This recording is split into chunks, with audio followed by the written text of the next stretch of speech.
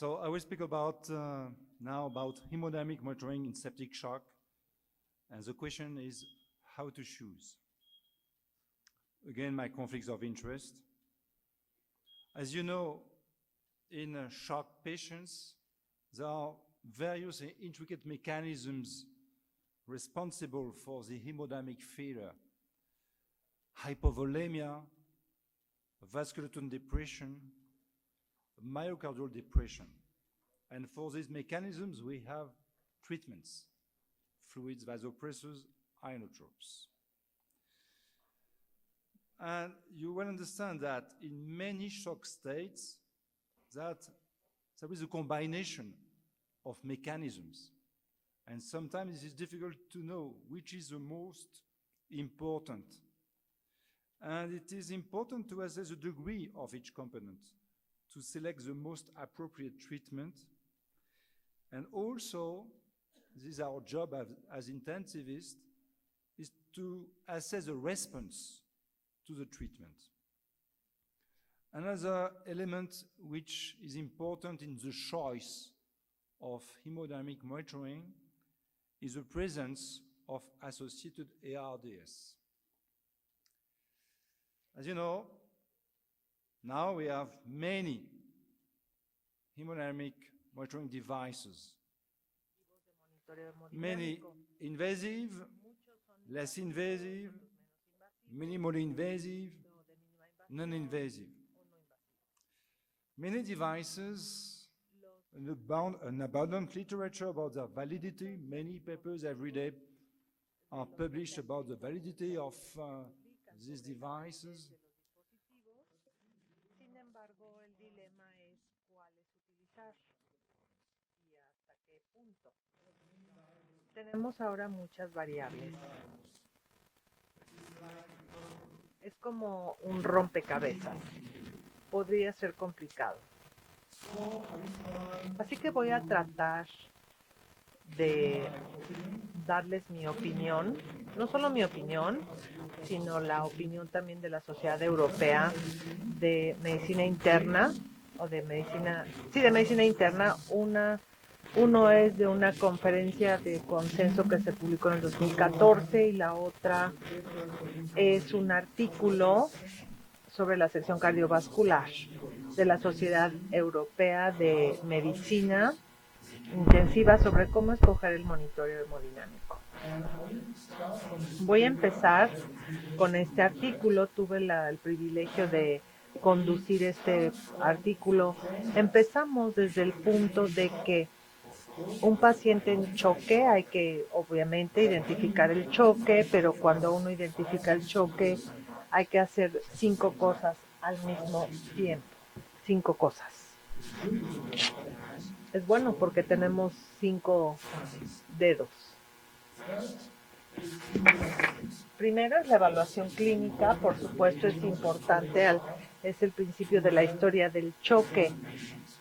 Para examinar al paciente. Sabemos que la evaluación clínica es importante. Este es un artículo reciente que viene de Latinoamérica. Es el estudio de Andrómeda, conducido por un médico de Chile. Yo participé en este. Y en este comparamos 2 estrategias. Una estrategia guiada por el lactato, recomendado por la campaña Surviving Sepsis, y la otra estrategia fue guiada por el tiempo de llenado capilar. Es un marcador un marcador clínico sencillo de perfusión e isquemia. No hubo diferencia entre las 2 estrategias en cuanto a resultados primarios, que fue mortalidad o principales, pero el valor P fue 0.06, que es casi significativo, pero no lo es, a favor de CRT. Pero este artículo recalca la importancia de la exploración clínica. Otro artículo también recalca la importancia de marcadores de perfusión cutánea, así como algo que se publicó este año en la ICM. Este artículo se refiere a marcadores de perfusión como el CRT para predecir el resultado de los pacientes con choque. Y se vio que la sensibilidad no era buena, pero la especificidad sí. Es decir, si la CRT está prolongada, con presencia de Moslin, quiere decir que el gasto cardíaco es bajo. Es muy específico. No hay que medir el gasto cardíaco. Puede ayudarnos para decidir terapia. El lactato es importante no solo para el valor basal, sino para el cambio con el tiempo.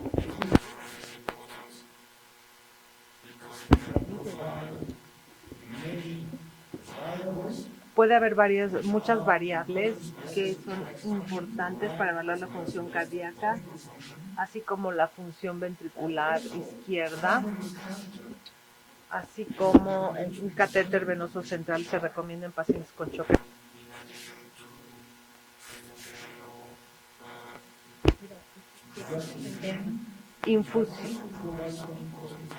Infusión de fármacos también tiene distintas variables en la hemodinamia, la CBP, SCBO2 o PCBCO2. La CBP nos ayuda a diagnosticar disfunción. Cuando la CBP está alta, se puede detectar disfunción que se confirma con ecocardiografía. También es importante dirigirnos a la presión arterial media, que es la presión ascendente de perfusión orgánica para el cerebro, riñones, etc. Pero hay una presión descendente. Esta presión es despreciable comparada con la de la ascendente.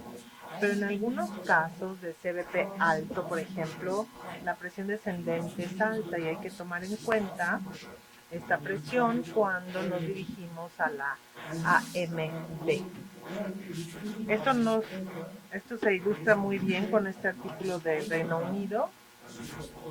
El primer autor es Maris Osterman sobre la presión de perfusión media, que es una diferencia entre MAP y CBP. Pero MAP no fue un factor que se asocia con la progresión de lesión renal aguda. Y encontraron que el valor de 60, que es la diferencia, es el corte. Normalmente se necesita un valor más alto, a 60, para tener una buena perfusión del riñón. Tomen en cuenta la CBP, especialmente si esta es alta, hay que restar esto a la AMP para dirigirnos a la AMP usando la CBP. Como les dije hace rato, no nos ayuda a predecir la respuesta. Me salto esto porque esto ya se los mostré.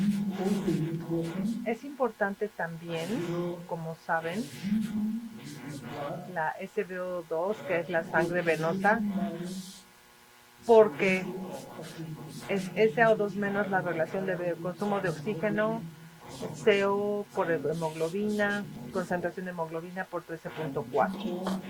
Y como muchos artículos muestran que este SBO2 es un reflejo aceptable de SBO2, es un indicador aceptable del equilibrio VO2-DO2.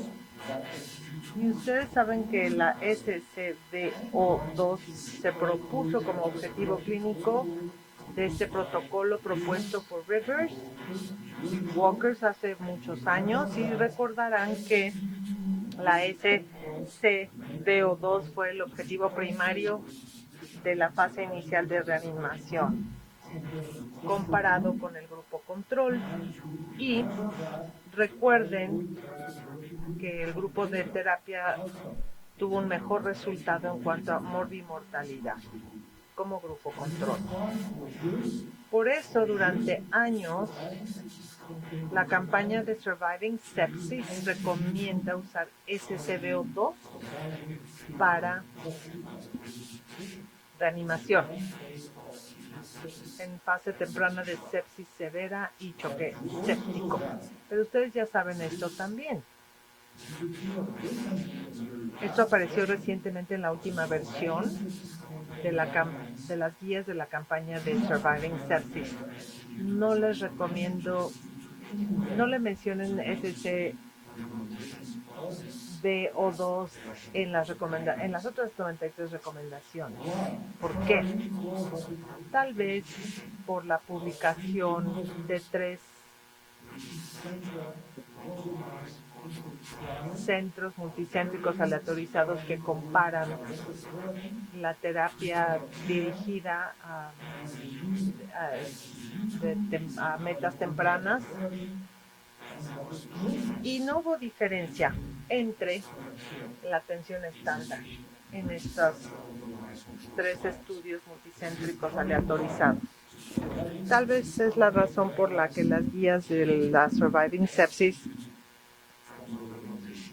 quitaron la SCBO2 de las recomendaciones.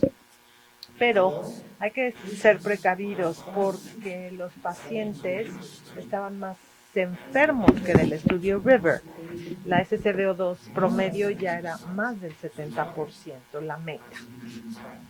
En el momento de inclusión, porque recibieron muchos líquidos en el momento de inclusión. Entonces, por diseño, este estudio no podía mostrar beneficio con una meta del 70%, porque ya estaba arriba del 70%. Este tampoco nos puede decir nada sobre la utilidad de dirigir la SCBO2 a más del 70% en pacientes con SCBO2 de más de 70, porque no está en el estudio. Por eso la Sociedad de Medicina Interna recomienda usar SCBO2 para ayudar a los intensivistas a guiar la terapia. Y en este artículo más reciente, después de la publicación de estos estudios multicéntricos, seguimos recomendando medir SCBO2. Cuando está baja, indica insuficiente oxigenación y esto puede aumentar el aporte de oxígeno. La BCO2, recomendada por estas sociedades, es una conferencia de consenso. En este artículo de la misma sociedad decimos que la brecha de PCO2, que es la diferencia entre la otra PCO2 y la PCO2 venosa central, puede ser útil para cuando la SCBO2 está en rango normal por alteración de capacidades de extracción de oxígeno. En este caso, si está más de 6, se sugiere que el gasto cardíaco se eleve para mejorar la oxigenación tisular. De hecho, esta diferencia de PCO2 se considera como marcador del flujo sanguíneo venoso para depurar el CO2 que se produce en los tejidos periféricos. Entonces, una delta PCO2 normal sugiere que la elevación de CO no puede ser una prioridad como estrategia terapéutica. Una delta PCO2 alta sugiere que con la elevación del CO puede ser una buena opción terapéutica. Es muy fácil de hacer esto, se puede hacer en todos los pacientes con choque, no necesita ningún dispositivo sofisticado. También recomendamos insertar otro catéter y, por supuesto,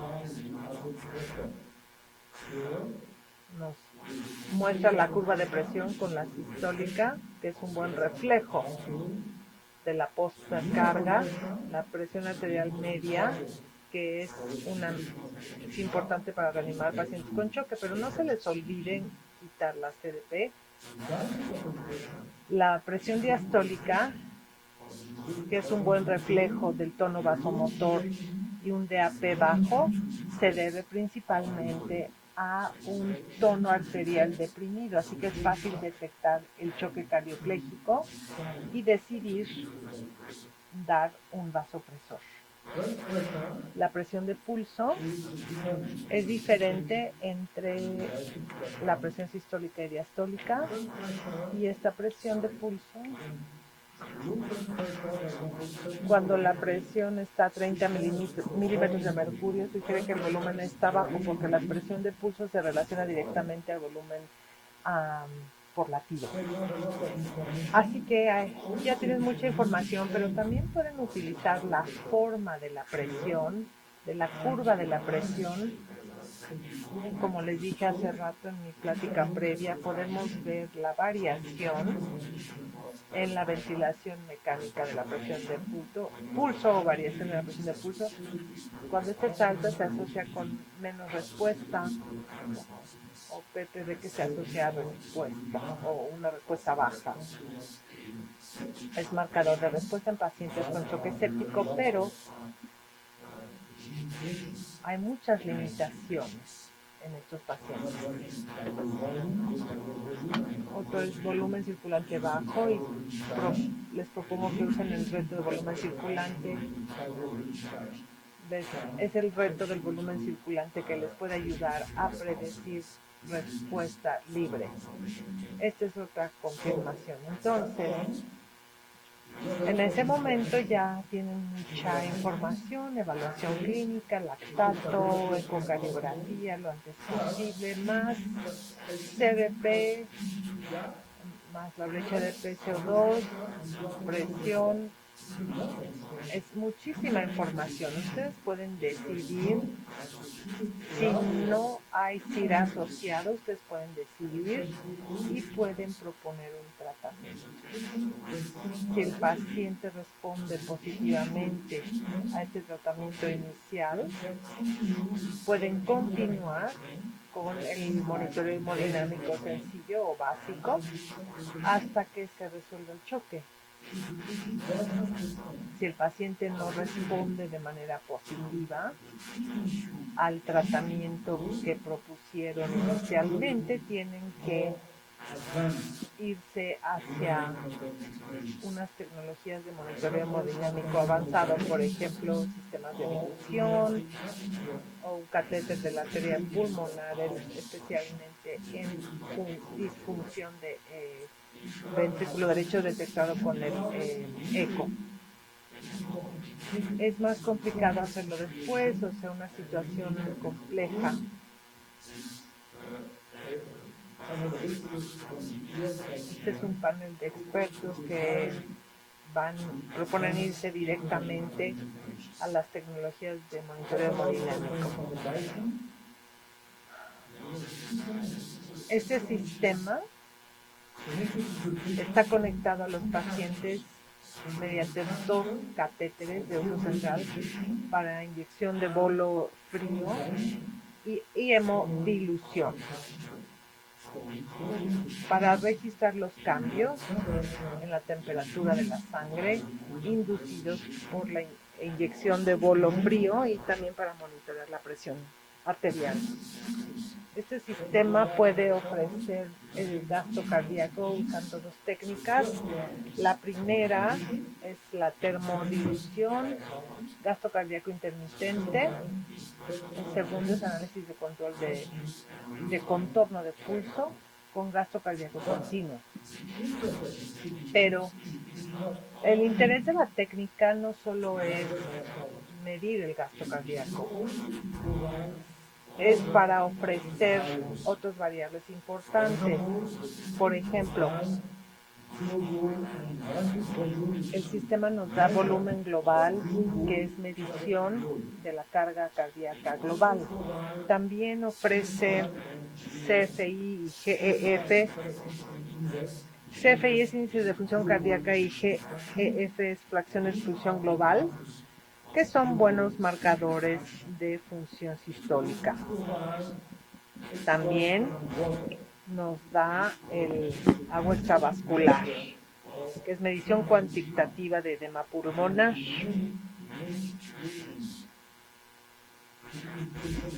pacientes, por ejemplo, en general, o los que tienen choque séptico. Esta variable, que es agua extrapulmonar, se asocia con mortalidad independientemente de otras variables. También ofrece un índice que se llama PVPI, que es buena medición de fuga capilar pulmonar o permeabilidad, si lo quieren decir así. Y nos ayuda a diferenciar muy bien entre SIRA y edema pulmonar hidrostático. En este estudio, hace años, usamos este índice y podíamos diferenciar entre SIRA y edema pulmonar cardiogénico. El valor de corte fue 3 con una buena sensibilidad y especificidad y fue confirmado por otros estudios. En los pacientes con SIRA encontramos que este marcador PVPI, el índice de permeabilidad vascular pulmonar, que era predictor de mortalidad en pacientes con SIRA. Estos sistemas también nos ofrecen un gasto cardíaco continuo y puede servirnos para llevar a cabo pruebas diagnósticas y terapéuticas. Y finalmente,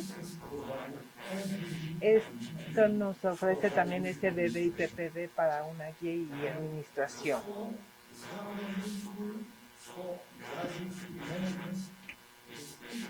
Entonces, tenemos guías para manejar pacientes especialmente con choque y SIRA, porque esto nos puede ayudar a evaluar bien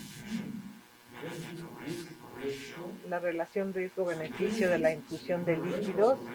El beneficio, el numerador de la relación puede evaluarse a través de PPD, variación de presión de pulso o de volumen sistólico, y el riesgo se puede evaluar con agua extrapulmonar y PVPI. Y esto nos ayuda a decidir iniciar, continuar o de suspender la infusión. ¿Qué hacer? Cuando la variación no es interpretable por muchas razones, podemos utilizar esto. No quiero ir a entrar en detalle, pero aquí está. Esto puede reemplazar PPD para evaluar el numerador de esta tasa riesgo-beneficio y por lo tanto es buena para tomar la decisión de la infusión, si la continuamos o la interrumpimos. También se puede recomendar como tecnología avanzada el monitoreo hemodinámico en caso de disfunción, que puede ofrecer variables importantes como la presión de la arteria pulmonar, calcular resistencia pulmonar, etcétera, etcétera. Y las otras técnicas, ¿qué podemos decir de estas? En los pacientes de la UCI o con choque, estas técnicas no se recomiendan. En general decimos que esta técnica se puede recomendar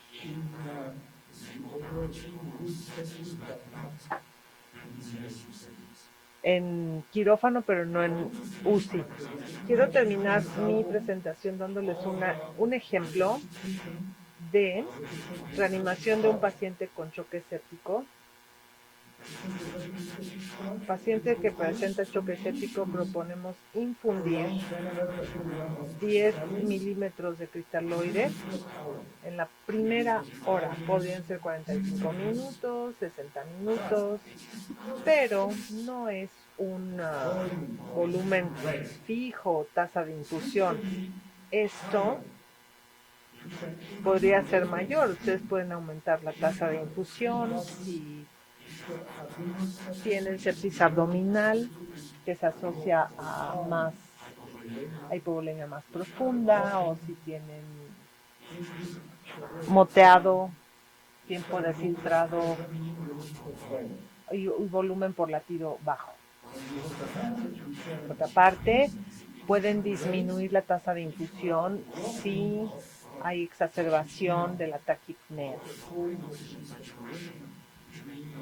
o saturación durante la infusión, saturación de oxígeno. Entonces es importante individualizar con terapia hasta en la fase inicial de la reanimación.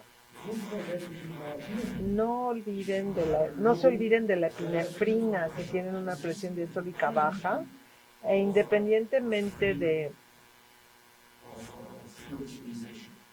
de la optimización de la alimentación.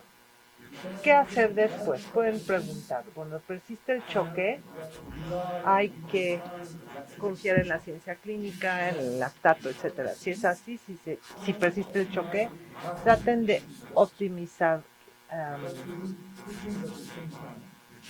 la macrocirculación. Si la MP es adecuada, chequen si el oxígeno es adecuado para el consumo de oxígeno. Chequen si AMP menos CBP o MAP, más bien, si está bien. Si hay presión diastólica alta, si esta está baja, consideren el uso de vasopresores. Si no está baja, tal vez se deba a un gasto cardíaco insuficiente. Y al mismo tiempo midan el CO2, que es una recomendación importante no solo para mí, sino para otros. Tenemos dos posibilidades. Tenemos una SSBO2 baja, o sea, menos de 70%. En este caso es importante de aumentar el gasto cuando hay choque. Para esto primero hay que ver la concentración de la hemoglobina. Si la SSBO2 es baja y la concentración de hemoglobina es baja, hay que considerar una transfusión sanguínea. Si no, tal vez se deba a un gasto cardíaco insuficiente.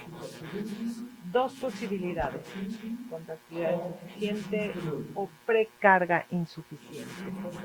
Contractilidad insuficiente, entonces hay que ver que